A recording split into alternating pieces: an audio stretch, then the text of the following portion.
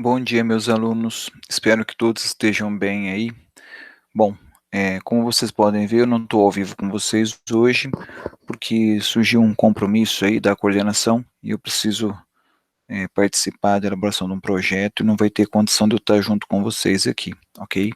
Eu pensei em trocar com o professor, mas seria muito ruim avisar de última hora aí a troca, né? E nessa época de pandemia, a gente ficar sem aula ou trocar de professor, é tudo muito difícil, então decidi manter a nossa aula e vamos estar gravando ela aqui de forma a poder estar compartilhando com vocês um pouco que a gente sabe a respeito do pedido, tá ok? Então a gente vai dar continuidade aos trabalhos, lembrando que ao final da aula vocês têm um formulário para responder que já está disponível na agenda de vocês. Ao menos eu já programei, já é para estar disponível, espero que não tenhamos nenhum problema técnico.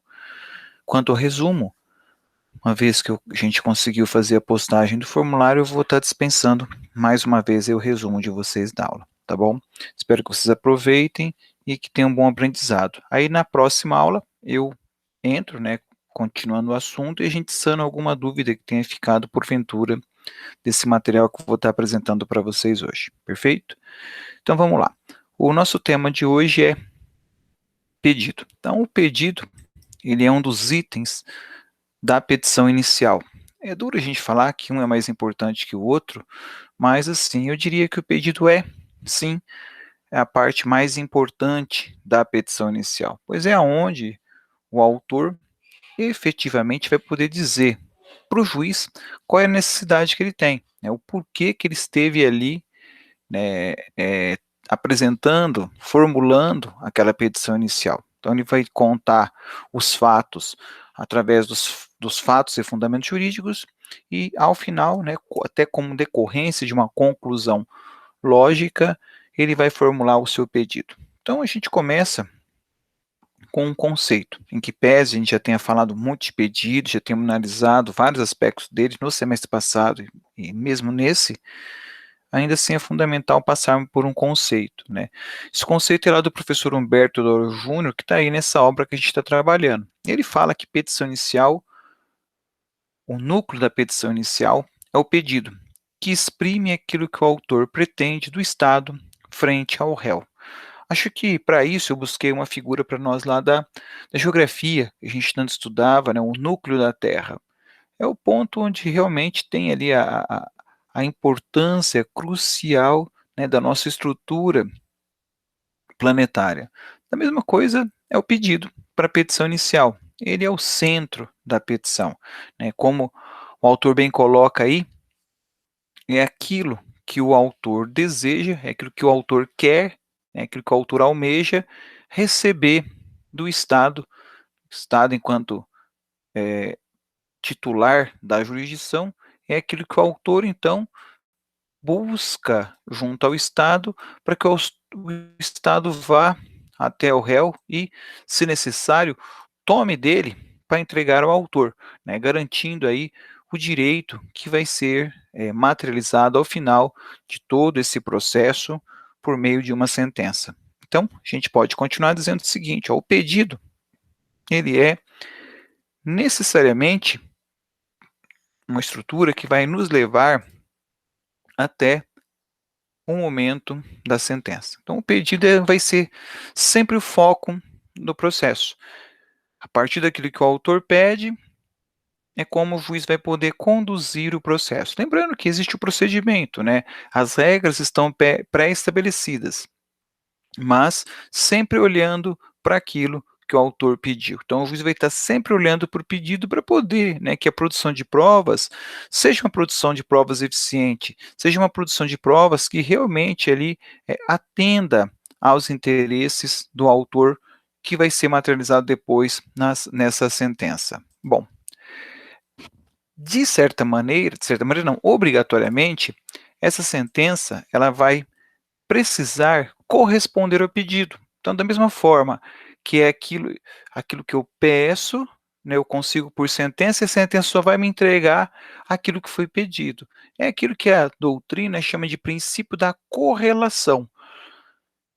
Eu só vou obter com a sentença aquilo que foi pedido, né? Não vou poder obter nada diferente, nada A menor, nada, a maior, sob pena até da invalidade dessa decisão. Então, a gente chama de princípio da correlação, que é o limite que é dado para a decisão do processo, né? O limite que é dado pelo pedido para a resolução do processo por meio da sentença que vai ser feito isso. Essa regra, ela vem materializada em 2 artigos. Primeiro, 141, que diz lá que o juiz decidirá o mérito nos limites propostos pelas partes, sendo-lhe vedado conhecer de questões não suscitadas, a cujo respeito exige a iniciativa da parte. Então, se a parte não pede, o juiz não vai entregar. Então, depende do pedido, a gente sempre depende do pedido, tá? Só que eu preciso destacar a vocês isso aqui, ó, questões a cuja lei exige iniciativa. A gente vai ver ao final da aula, mais para o final da aula, que existem alguns pedidos que eu não vou precisar formular, que o juiz vai me entregar automaticamente, mas isso não é comum, isso é a exceção, perfeito? Então não vou nem falar disso nesse momento, entendam claramente, por hora, acho que é fundamental essa compreensão, o juiz vai entregar à parte aquilo que ela pediu, né? Se pedindo a gente já dificilmente consegue, imagine se não pedir, né? Como é que ficaria aí a questão do autor, perfeito? O segundo artigo que vem justificar a minha afirmação anterior está lá no 492. É vedado ao juiz proferir decisão de natureza diversa da pedida, bem como condenar a parte em quantidade superior ou em objeto diverso daquilo que foi demandado. Então, como vocês podem observar, volto aqui mais uma vez, né? O pedido ele é um núcleo, né? Ele é o centro da nossa petição inicial. Então, tudo vai orbitar no entorno dele. Ele que vai estar ali ditando para nós as regras dessa petição inicial. E qualquer coisa que o juiz decidir que fuja daquilo que foi pedido, trará uma nulidade ao nosso processo. Perfeito? Bom, na linha que o autor segue, o autor fala para nós de requisitos do pedido. Aquela questão do mediato, imediato, isso a gente já trabalhou no semestre passado, então não há necessidade de a gente voltar nisso. Mesma coisa, o autor volta a falar em petição relacionada a contratos de empréstimo, financiamento e alienação de bens. Também já estudamos, né? Só lembrando aqui, mas como está bem fresquinho que foi estudado, só lembrando que no que diz respeito a financiamento, empréstimo e alienação, é requisito da petição inicial também que haja seja discriminado, né, esteja discriminado o valor que é controvertido e o valor que é incontroverso, porque o valor que for incontroverso, haverá necessidade da continuidade dos pagamentos nos financiamentos, empréstimos ou alienação de bens, perfeito? Isso a gente viu aí, na aula passada a gente tratou dessa questão. Então, como já foi estudado, a gente não vai aprofundar, né? Vamos avançando o nosso conteúdo. Lembrando sempre que tiverem alguma dúvida, pode mandar para mim por e-mail, né? Excepcionalmente hoje estamos gravando, mas na próxima aula, quarta-feira, eu vou estar presente com vocês com certeza, e aí seria oportunidade para formular alguma pergunta ao vivo, caso tenha interesse, ou pelo chat, como costumeiramente está acontecendo, ok? Vamos lá? Bom, a gente aprendeu também que a regra do pedido é esse aqui, ó. Ele deverá ser determinado, certo, né? Certo, determinado, eu prefiro, aprendi nessa sequência, acho até complicado falar determinado e certo, eu prefiro falar que ele é certo e determinado. Ou seja, eu tenho que dizer o que eu quero e quanto eu quero, né? Tem que ser muito claro naquele pedido que é feito ao juiz, ok? Acontece, e é isso que eu preciso chamar a atenção desde já, que nós temos uma exceção para essa certeza e para essa determinação. É aquilo que a gente chama, a lei chama e a doutrina chama de pedido genérico, tá? Então, existe uma exceção a essa regra da certeza e da determinação. São apenas 3 hipóteses, tá? autorizadas por lei. Então, quando a lei autoriza, eu posso ter pedido genérico, mas somente quando a lei autoriza. Se não for nessas 3 situações que eu já vou apresentar, isso aqui tem que prevalecer, ok? Então, existem 3 exceções, eu já as apresentarei. Fora delas, essa regra é que vai prevalecer, ok? Então, quando eu falo de pedido genérico, eu sei o que eu quero, mas eu não sei quanto eu quero, perfeito? Então, no pedido genérico, para quem está anotando aí, no pedido genérico eu sei o que eu quero, mas ainda não foi delimitado o quanto, perfeito? Também me lembro de ter tratado de alguma coisinha já com vocês superficialmente sobre isso em aulas passadas. Mas vamos lá, vamos para as hipóteses. A primeira hipótese que eu tenho para pedido genérico é a chamada ação universal. Então, a regra é: o pedido deverá ser certo e determinado. Mas o 324 fala para nós: é lícito, porém, formular pedido genérico. Quando? Primeiro, nas ações universais, se o autor não puder individuar os bens demandados, né? Ação universal, como o próprio nome fala, são ações que envolvem uma universalidade de bens, né? Uma universalidade, uma grande quantidade de bens, bens que este eu ainda não sei quantos são, né? Ou melhor, sei quais são, mas não sei quantitativamente como é que isso aí tá acontecendo. O melhor exemplo que a gente tem para a ação universal é o inventário. O inventário é uma ação universal. Ainda agora há pouco, antes de eu vir gravar essa aula que eu estou fazendo agora à noite, eu passando ali pelos canais da televisão, vi lá um pouquinho do Silvio Santos falando, né? Uma pessoa já com bastante idade, e posso colocar agora para vocês, né? O dia que ele vier a faltar, né, ele tem lá acho que 5 ou 6 filhas, essas filhas precisarão partilhar certamente os bens deixados por ele. E não devem ser poucos, não devem ser poucos. Então, muitas vezes, a família, os filhos principalmente, não conseguem, não sabem, não participam dos negócios dos pais, então não sabe a dimensão do patrimônio. Então esse pai vem a falecer e deixou uma fazenda. Ok, quantas cabeças de gado tem essa fazenda?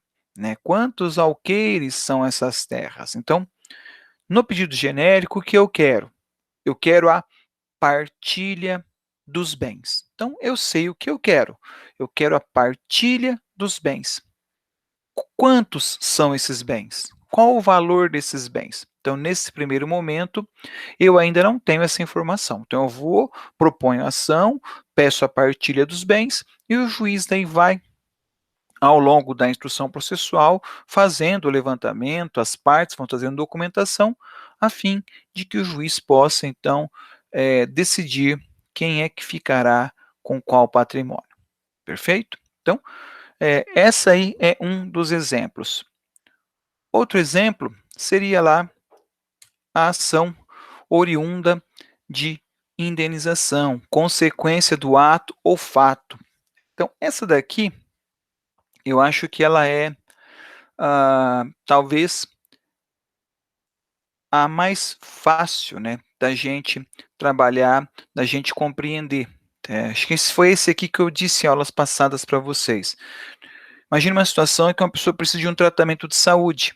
Então, pegar essa questão de medicação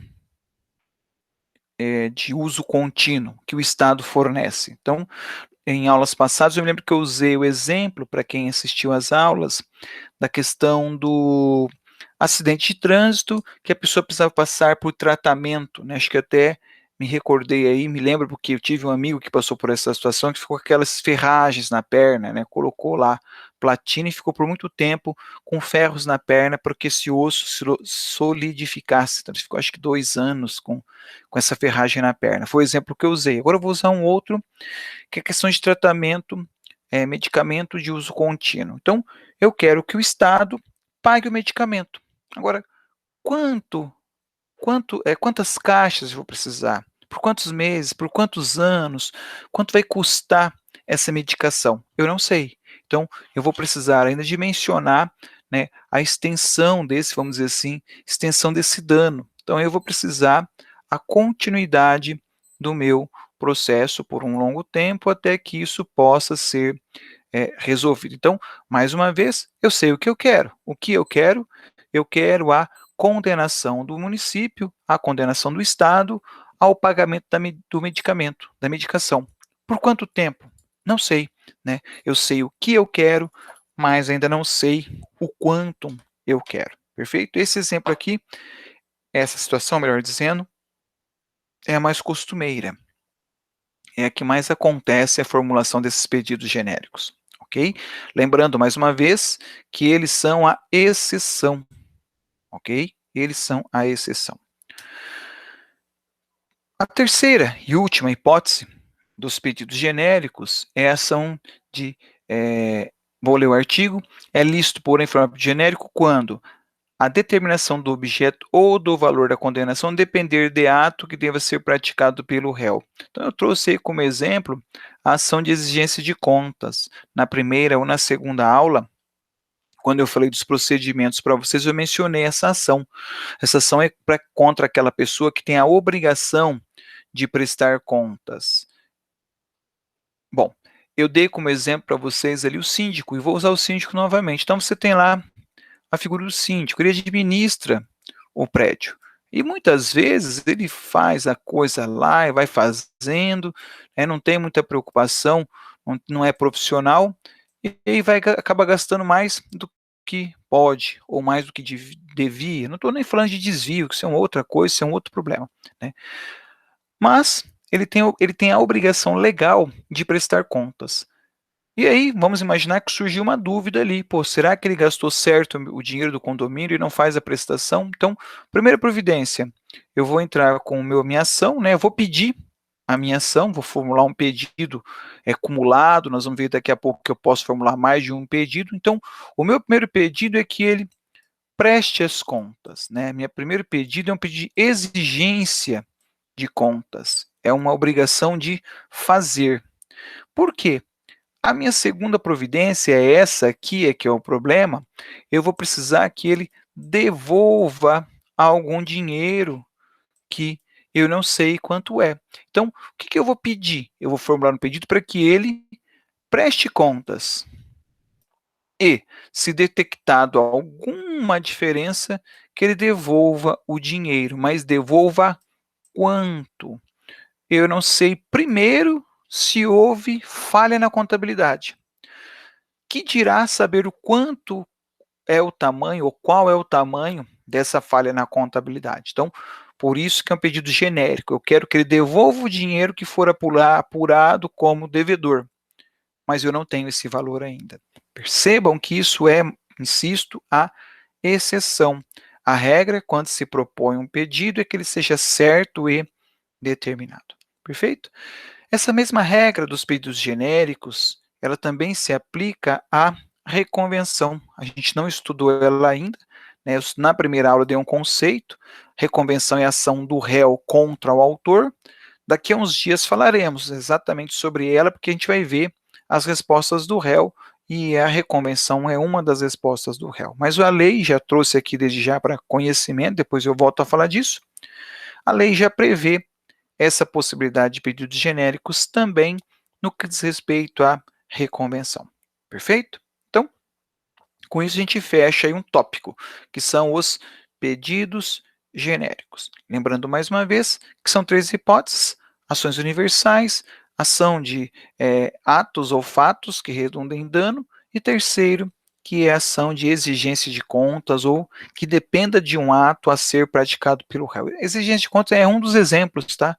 Nós podemos ter outras situações em que o réu tem que praticar um ato para depois eu saber a extensão do próximo pedido que eu vou formular, ok?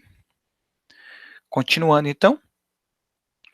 Bom, depois de falar do pedido de gênero, tem que falar de pedido cominatório, né? O pedido cominatório, como o próprio nome fala, ele quer significar uma cominação, aplicação de uma cominação. Como muitos não entenderam, vamos lá, aplicação de uma pena. Ou, numa linguagem mais simples, aplicação de uma multa. Então, o que é esse pedido cominatório? Como é que a lei trata dele? Está lá. Na ação que tenha por objeto a pressão de fazer ou não fazer, o juiz, se procedente o pedido, considerará a tutela específica ou determinará a providência que assegure a obtenção da tutela pelo estado prático equivalente. Não disse quase nada, né? Vamos traduzir isso daí. Imagine a seguinte situação. Bom, antes de eu falar da situação, no processo civil, até aí 2015, na verdade, até a década de 90, o processo civil ele era muito preocupado em transformar tudo em dinheiro. Então, se uma coisa não estava boa, né, se uma coisa não estava dando certo, a gente transformava aquilo em dinheiro, indenizava a pessoa e estava resolvido o problema. Mas a sociedade evoluiu e hoje nem tudo é dinheiro, né? Vamos lá, agora sim ao exemplo. Então pense na seguinte situação: você tem aí sua casa e no imóvel ao lado é alugado para instalar ali, por exemplo, uma igreja. Nada contra a igreja, muito pelo contrário, né? Estou colocando isso porque eu me lembrei de um episódio de um amigo meu. Esse meu amigo tinha a casa e foi comprado, foi alugado ao lado, né, parede, divisa ali do terreno dele, na verdade era fundo da edícula dele, para uma igreja. E daquelas igrejas que tinham som exageradamente alto. Então, não adiantava indenizar, ele queria que o som parasse. Um outro exemplo que me ocorre, é bastante comum aqui em Maringá também, você tem isso, barzinho ao lado de imóveis ou próximo a prédios. Ali não é uma questão financeira, seria uma questão de paz de espírito. Então, como que funcionaria o pedido cominatório?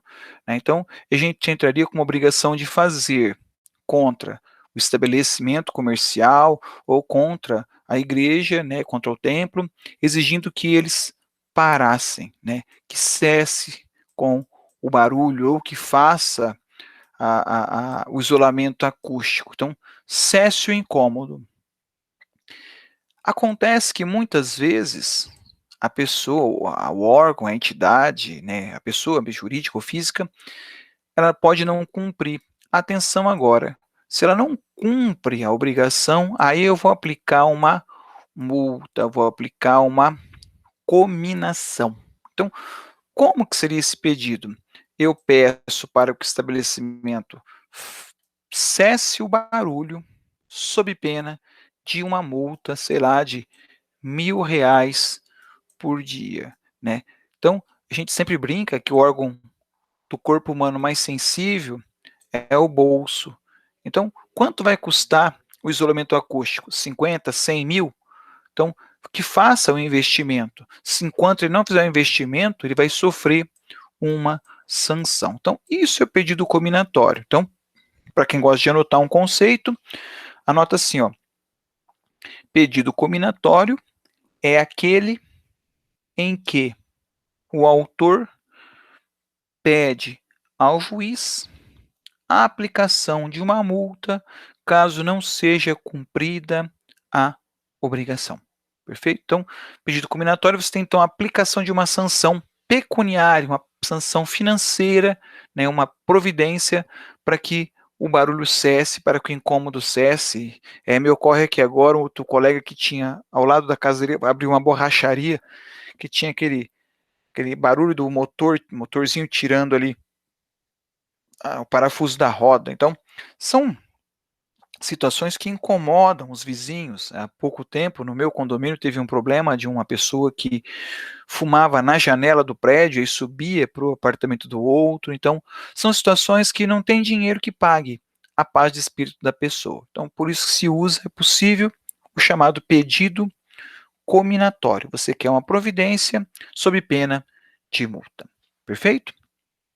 Bom, já mencionei agora há pouco, e mais para frente a gente detalha, que eu posso formular mais de um pedido no meu processo. E uma das possibilidades que eu tenho é o chamado pedido alternativo. Então, está lá, pedido alternativo é uma ação em que eu posso exigir o cumprimento de obrigação de mais de uma forma. Como é que é isso? Então, trouxe um exemplo, né? Uma ação em que exige a coisa depositado ou equivalente em dinheiro. Então, imaginemos aí que eu vá até uma cooperativa e entregue lá na cooperativa 10.000 sacas de soja. Fui lá, depositei as 10.000 sacas. E aí, vou lá para resgatar, né, faço a venda, vou lá para resgatar as sacas para entregar, de repente para exportar, e descubro que não está lá depositada o meu soja. Então, o que eu vou formular um pedido contra o juiz? Que a cooperativa me entregue as minhas 10.000 sacas de soja, ou uma coisa, né, ou outra, ou me indenize o valor em dinheiro. O que vai caracterizar é isso aqui, ó, a conjunção alternativa ou. Me entregue a coisa depositada ou o seu equivalente em dinheiro. Perfeito? Então, para mim tanto faz, né? Para que eu quero o soja? Eu quero soja para exportar. Para exportar para quê? Para ganhar dinheiro. Se a cooperativa não tem o soja para eu entregar, que a cooperativa me devolva, me pague o meu quantitativo, o valor do meu soja em dinheiro. Então, muita atenção a isso. No pedido alternativo, a coisa pode ser cumprida de mais de uma maneira, mais de uma forma. Eu vou ficar satisfeito ou com o dinheiro ou com a coisa. Tanto faz ali, né? Não haverá nenhum prejuízo para mim dentro daquilo que eu desejo para cumprimento das minhas obrigações. Bom, continuando, então, deixa eu só focar, né? Pedido alternativo, caracterizado pela conjunção ou uma coisa ou outra coisa. Depois nós temos o pedido subsidiário. Cuidado, observem que é muito parecido, mas não é a mesma coisa. Vamos separar. É lícito formular mais de um pedido em ordem subsidiária, a fim de que o juiz conheça do posterior, quando não acolher o anterior. Então, vamos começar de trás para frente, né? O que a gente viu agora há pouco? A alternativa, tanto faz, eu quero uma coisa ou outra coisa, vou ficar muito feliz ou com soja ou com dinheiro, ok? Não existe uma escala de prioridade. No pedido subsidiário, prestem atenção, eu tenho uma escala de valores. Eu quero primeiro isso, né? Quero primeiro o quê? Tá? Tô aqui, ó, a entrega do apartamento. Eu comprei um apartamento, a construtora está demorando para me entregar, eu quero a entrega do apartamento, porque lá eu vou morar com a minha família naquele espaço. Esse é o meu pedido, né? Eu só vou me satisfazer com o apartamento. Agora, excelência, né? No meu pedido eu coloco lá excelência. Se não for possível entregar o apartamento, né, que me entregue então o meu valor, que devolva o valor que eu paguei ao apartamento. Observem que não é a mesma coisa. No alternativo, tanto faz, ou uma coisa ou outra eu vou ficar satisfeito. Aqui não. No subsidiário eu quero primeiro o apartamento. Então, nós vamos produzir provas, vamos trabalhar para a entrega do apartamento. Agora, se por acaso não for possível a entrega do apartamento, aí sim eu vou querer o meu dinheiro de volta.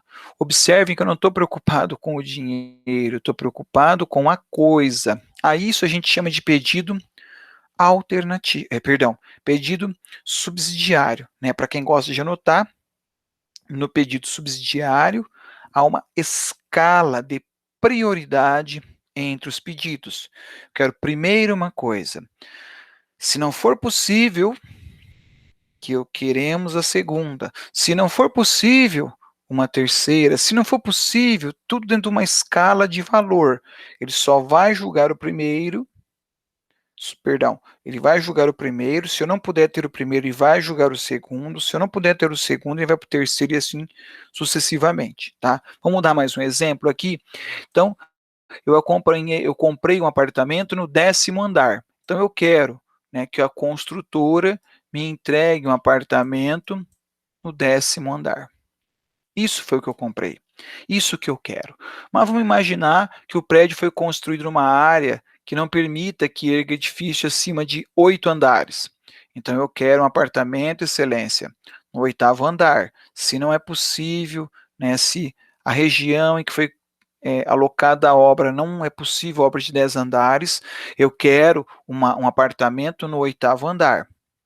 Se não for possível minha entrega no 8º andar, excelência, então eu quero o meu dinheiro de volta, ok? Poderia ter N situações, aqui poderia, a gente ia colocar uma escala de prioridades dentro daquilo que foi pedido, a gente poderia então pedir, né, vamos colocar aqui mais um exemplo, se não é possível um apartamento no 8º andar daquele prédio, que então me dê, né, me dê não, né, me venda, faça a entrega para mim de um apartamento em outro edifício. Então vamos buscar um outro edifício, a construtora tem vários edifícios, me dê lá um outro. Não, essa construtora não tem nenhum edifício em Maringá, é onde eu quero. Então, vamos lá, me devolva o meu dinheiro. Mas prestem atenção, é uma prioridade. O juiz só vai julgar o segundo se o primeiro não for possível, só vai para o terceiro, se o segundo for possível, só vai para o quarto, se não for possível. É claro que isso aqui a gente trabalha muito na linha da teoria aqui com vocês. Teoricamente é bacana essa escala de prioridades. Na prática, a gente sempre vê lá, no máximo, uma coisa ou outra coisa. Não fica se dando esse leque grande de pedidos, porque vai confundindo, vai bagunçando o processo, ok? Mas, teoricamente, não há nada que impeça que façamos uma escala, digamos assim, quase que infinita de prioridade em pedidos. Perfeito? Vamos lá?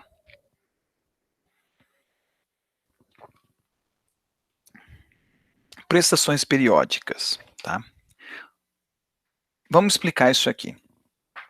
Na ação que tiver por objeto cumprimento de obrigação em prestações periódicas, essas serão incluídas no pedido independente de declaração expressa do autor e serão incluídas na condenação enquanto durar a obrigação, se o devedor no curso do processo deixar de pagá-las ou consigná-las. Então vamos entender isso aqui.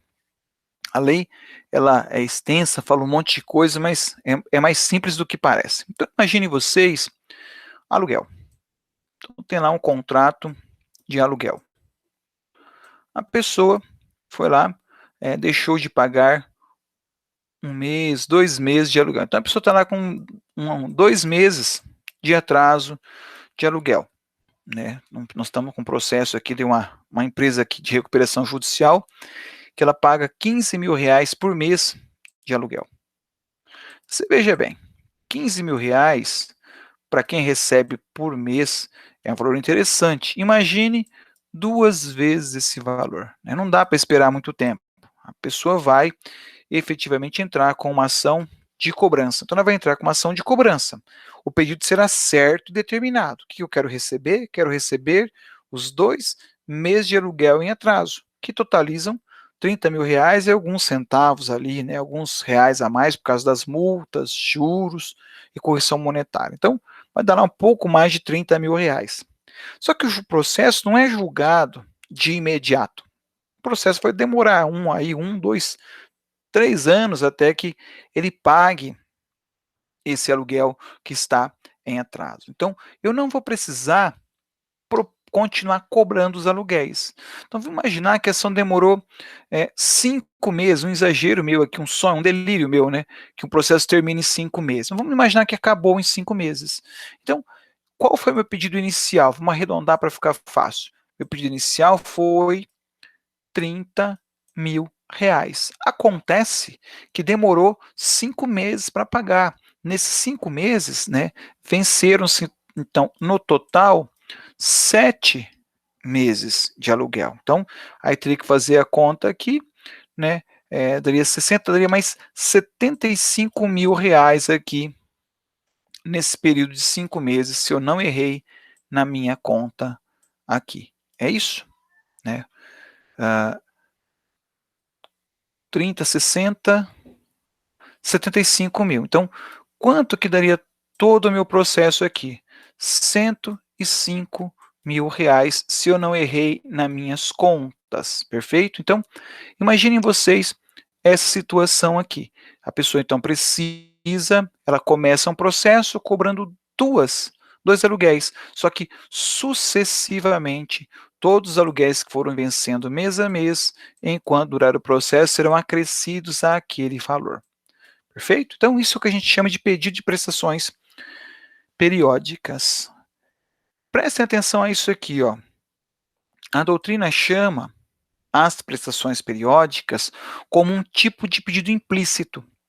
Tá? Normalmente, a gente faz os pedidos assim: excelência, condene o réu a pagar a importância de R$ 30.000 referente aos aluguéis, bem como as parcelas vincendas que vencerem durante o processo. Então, esse seria o pedido completo que a gente faz para o juiz, né? A gente pede para que o juiz condene a pagar o que já está devendo, mais as que forem vencendo ao longo do contrato, ao longo do processo ali. Mas olha o que acontece, né? Preste atenção a esse detalhe. Nas prestações sucessivas, mesmo que eu esqueça de mencionar, mesmo que eu não peça atenção a isso, mesmo que eu não peça as prestações durante o meu processo, mesmo que eu não pedi, ainda assim, o juiz, ao dar a sentença, ele irá acrescer os outros meses que foram vencendo durante o curso do processo, tá ok? Então, quero chamar a atenção de vocês para dois aspectos. Eu tenho o pedido de prestações periódicas, que é aquele que já diz que as prestações que foram vencendo ao longo do processo estarão incluídas. O segundo aspecto que eu quero chamar a atenção é para esse fato de que também isso é considerado um pedido implícito, o que vale dizer, mesmo que eu não peça, automaticamente na sentença o juiz irá me conceder essa obrigação. Perfeito? Tranquilo isso? Então, prestações periódicas, deixa anotado aí, também um tipo de pedido implícito. Avançando um pouquinho. Obrigação indivisível.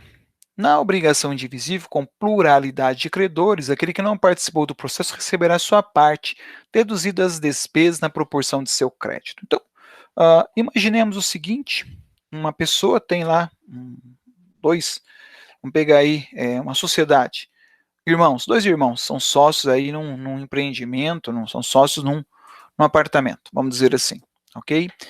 E esse apartamento, então a prefeitura, por algum motivo, está lá, entrou com uma ação de desapropriação, né? Injustamente lá quer desapropriar os proprietários desse apartamento. Então, vou pegar o meu caso aqui, eu e mais o meu irmão. Então, nós somos sócios em um apartamento. O que acontece?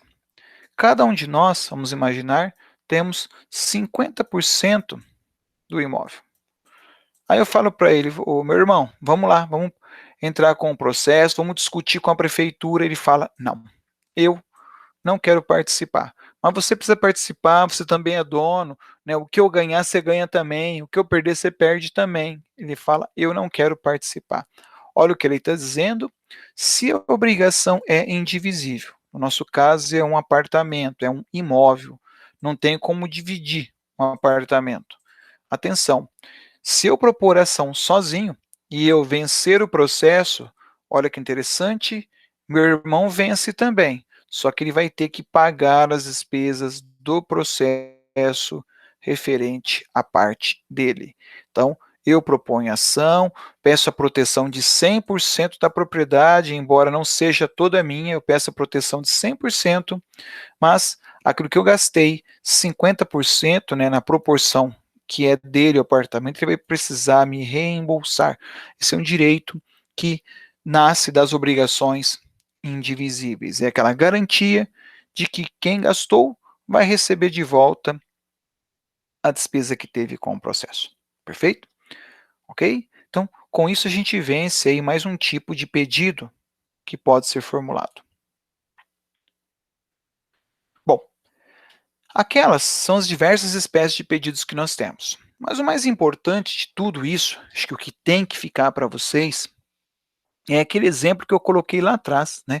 Faça o exposto, pede a Vossa Excelência que se digne a condenar o réu à importância de R$ 50.000, a título de indenização por dano moral, que é o exemplo que está lá naquela aula de petição inicial, e tem vários exemplos que a gente colocou na, no primeiro semestre. Pedido condenatório, pedido declaratório, pedido constitutivo. Se você souber trabalhar aquele pedido individualmente, né, simplesinho, arrozinho com feijão, do jeito que eu coloquei para vocês no exemplo da aula de petição inicial, você vai saber formular qualquer um ou qualquer outro pedido. Essas diversas classificações que a doutrina trouxe para nós, que eu apresentei aqui agora, são importantes, né, mas a maior relevância mesmo é saber formular o pedido simples, porque se você souber formular o simples, você vai poder chegar nisso aqui, ó. É lícita a acumulação de pedido em um único processo, contra o mesmo réu, de vários pedidos. Então, eu posso formular num único processo vários pedidos. Quantos? Não há limitação. Não é que não haja limitação, né? Haverá, daqui a pouquinho, eu vou falar dos requisitos. Mas, assim, se preenchidos os requisitos, eu posso acumular dezenas de pedidos. Também, exagero meu, né? Na prática, você tem ali dois, três, no máximo, quatro pedidos. Não tem esse exagero de pedidos, mas é possível, né? Trouxe para vocês aqui um exemplo, ó, despejo acumulado com cobrança de aluguéis, investigação de paternidade, acumulada com alimentos, danos morais e danos materiais, que poderia acumular ainda mais danos estéticos. Então, dá para a gente acumular diversos pedidos, ok? Mas, como tudo em processo é bastante organizado, tem regra para tudo, acumulação também tem lá a sua regra, né? Então, tem requisitos para isso. Não posso reunir qualquer pedido com qualquer coisa com qualquer coisa. Tem que ter uma ordem, né? Vamos brincar lá dizendo assim, mesmo a bagunça tem que ser uma bagunça organizada, ok? Então, quais são os requisitos dessa acumulação? A primeira delas é a compatibilidade. Os pedidos devem ser compatíveis entre si. Essa palavra é uma palavra complicada de explicar. O que é compatível? Compatível é uma coisa que tem a relação uma coisa com a outra. Eu não posso misturar coisas muito separadas. Eu não posso, por exemplo, pedir uma investigação de paternidade acumulado com a falência. Não tem correlação, falência com investigação de paternidade. Então tem que ter alguma coisa que tenha assim, algum tipo de ligação, alguma coisa que tenha alguma correlação que as aproxime, né, que as tornem próximas para poder chegar ali ao meu pedido. Então tem que ter uma correlação, tem que ter uma compatibilidade entre os pedidos. O segundo requisito é mais fácil de compreender: competência, que seja competente para conhecer deles o mesmo juízo. Então eu não posso juntar questão criminal com questão civil, questão de família com questão civil, por exemplo, a execução de um contrato cumulado com divórcio, não tem relação, não tem vinculação uma coisa com a outra, né? Então, como um é da competência da área de família e o outro é da competência da área civil, não posso então executar e fazer um divórcio simultaneamente. Terão que ser dois processos separados, caso haja a necessidade disso. Então, mais uma vez, primeiro requisito é a compatibilidade, segundo requisito é a competência, tem que ter a mesma competência. Terceiro e último requisito é o procedimento, que seja adequado para todos os pedidos ou tipo de procedimento. Lembra lá de como a gente escolhe o procedimento? Então, eu não posso juntar um pedido de ação de consignação em pagamento com ação monitória, que são dois procedimentos especiais. Eu não posso juntar um divórcio com um juizado especial civil. O juizado especial civil é a Lei 9.099, o divórcio tem a própria lei, né, lei de divórcio, então esses pedidos não poderão ser então reunidos porque o procedimento é distinto. Então, mais uma vez, posso acumular pedidos? Posso, desde que observados esses requisitos. Se qualquer um desses requisitos falhar, essa acumulação não poderá acontecer. Perfeito? Então, mais uma vez, aprendam a fazer os pedidos individuais e depois vai ficar fácil fazer essa acumulação, caso vocês venham a necessitar no estágio, na vida profissional de vocês. Perfeito? Mais um assunto, é agora então a nossa interpretação dos pedidos. Isso aqui é bem simples, né, bem bobinha a explicação.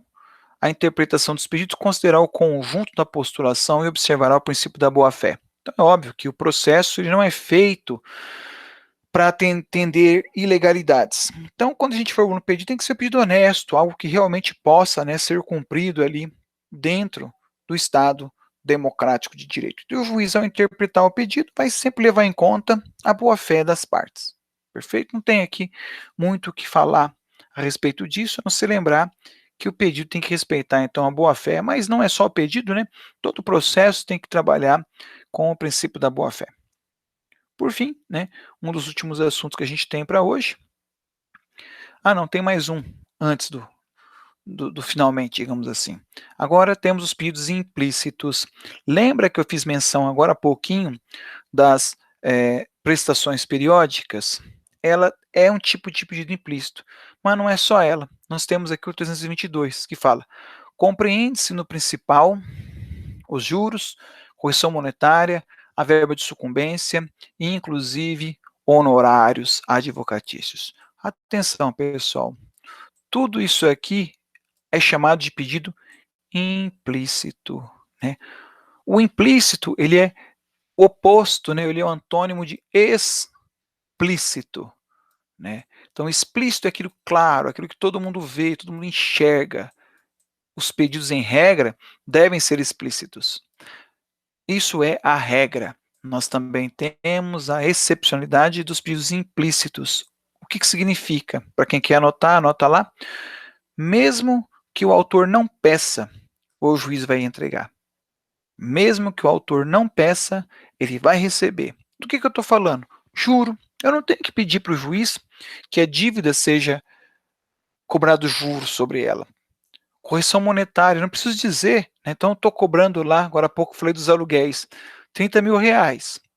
Agora, hoje, e daqui a 7 meses, daqui a um ano, quando vencer, quando terminar, quando vier a sentença, esse valor vai ser o mesmo valor nominal? Não, eu tenho que agregar a isso a correção monetária, tenho que agregar a isso os juros, a sucumbência. Lembra que vocês vão aprender no estágio, na verdade, a fazer mais um requerimento lá, que pede a condenação do réu ao pagamento das custas e honorários. Vocês vão aprender a fazer isso no estágio. Seria ali mais um requisito da petição inicial, que presta atenção, a OAB cobra isso.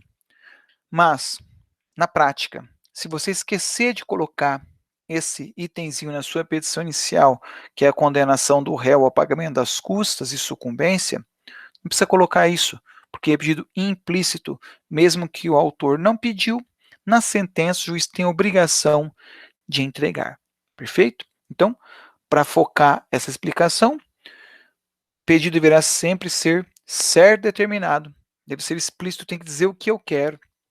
Né? Outra excepcionalidade é o pedido implícito, que nestas 5 situações que estão aí, juros, correção monetária, sucumbência, honorários e prestações periódicas, estes itens, mesmo que eu não peça, na sentença o juiz entregará ao autor. Perfeito? Mesmo que ele não pediu, ele vai receber, porque a lei chama de pedido implícito. Beleza? Avançando. Agora sim, indo para as nossas conclusões. Modificação do pedido. Bom, a gente aprendeu que o pedido deveria ser feito na petição inicial. Então, quando apresenta a petição inicial, você tem que dizer para o juiz o que você quer. Atenção, todavia, o pedido poderá ser modificado. Então, o autor poderá mudar o pedido, mesmo depois que apresentou. Lembra lá do comecinho, né, do nosso primeiro slide, princípio da correlação, pedido de sentença. Então, apesar de todo esse problema, o pedido poderá ser alterado, o autor pode mudar o pedido até a citação. Então, até a citação, o autor poderá, né, até a citação, aditar ou alterar o pedido ou a causa de pedir, independentemente do consentimento do réu. Uma coisa muito óbvia até. Ora, se o réu não foi citado, nem está sabendo que está sendo processado. Então, você pode ir lá e modificar. Um exemplo, a parte entrou com pedido de ação de investigação de paternidade. Mas aí pensou melhor, não, além da investigação de patente, eu quero receber também os alimentos. Você vai lá, faz mais uma petição, né, é como se fosse uma, não vou usar a expressão emenda, né, você faz uma petição a mais para complementar, vamos usar a palavra essa, você vai complementar a petição inicial. E aí você faz o pedido, então, de que se coloque ali mais um pedido. Antes da citação, isso é tranquilo, sossegado. O processo, antes da citação, pertence ao autor. Ele define o que ele quer fazer, né? Vai precisar pagar mais custas? Se precisar, paga, né? O oposto pode ser verdadeiro. Era a investigação de paternidade mais alimentos. Eu só quero a investigação, quero abrir mão dos alimentos. Posso fazer isso? Posso. Vai reduzir o valor da causa? Vai. Vai diminuir as custas? Vai. Vou pegar dinheiro de volta? Beleza. É do autor. Antes da citação, o autor pode fazer aquilo que ele quiser, digamos assim. Perfeito? Só que prestem atenção, a modificação do pedido ela não é bem assim. Ela tem lá, ó, da citação até o saneamento. Então, até o saneamento do processo, o autor pode, até o saneamento do processo, aditar ou alterar o pedido e a causa de pedir com o consentimento do réu. Então, depois da citação, para que a parte possa mudar o pedido, somente se o réu concordar. Então, o réu vai precisar anuir, vai precisar concordar. Aí alguém pode perguntar, mas professor, mas o réu iria concordar? Ah, dependendo da situação, concorda. É melhor concordar e já resolver tudo de uma vez do que ficar brigando separadamente ali, porque se ele não concordar com a modificação do pedido, nada impede do autor propor uma segunda ação e depois pedir a reunião delas por conexão. Não há nenhum empecilho em relação a isso. Então, às vezes compensa para o próprio réu aceitar essa complementação, essa adição de pedido. Perfeito? Então, mais uma vez, antes da citação, o processo pertence ao autor, ele muda à vontade. Depois da citação, só muda com o consentimento do réu. Mas atenção, isso tem um limite, tem um tempo limite para isso. O tempo limite é o que a gente chama de saneamento do processo. Então, anota lá, o limite para modificação do pedido é o saneamento. Ponto. Depois do saneamento, temos a estabilização da demanda e não poderá mais ser modificado. Então, até o saneamento, pessoal, a gente ainda pode mudar o pedido. Agora, depois do saneamento, eu já estou preparando o processo para audiência de instrução. Eu já defini as provas, já defini o que a gente chama de pontos controvertidos, não vou poder mais modificar o pedido. Não quer dizer que o autor não possa desistir da ação, isso é outra coisa, isso é uma outra situação. Nós estamos falando aqui de modificação de pedido. Então, resumindo a ideia, até a citação muda-se à vontade, após a citação só com o consentimento do réu, mas com prazo limite, que é até o saneamento. Depois disso, o pedido não muda mais. Ok? Bom, isso é o que a gente separou para apresentar para vocês nessa manhã. Não é uma questão das mais complicadas, perfeito? Os questionamentos estão lá já no estúdio para vocês poderem responder. E na próxima aula eu me encontro com vocês e terei imenso prazer de esclarecer alguma dúvida que eventualmente tenha surgido aí dessa aula gravada e eventualmente também do texto, né, do professor Humberto Doro Júnior, que eu tenho convicção que vocês estão fazendo a leitura para acompanhar as nossas aulas aí. Ok, pessoal? Um bom dia a todos e uma ótima semana e nos vemos na próxima aula. Muito obrigado.